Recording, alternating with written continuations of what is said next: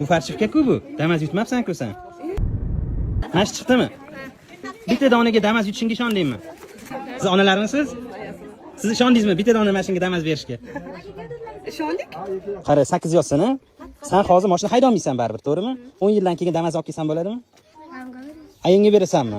Sizga beradimi mashinasini? Bunga damas berish qiyin, menimcha, aka. Rozimisiz bermasa ham? Ha, u nevara rozi bo'lmaydi. Ana damasing kelyapti, ana. Ana damasing.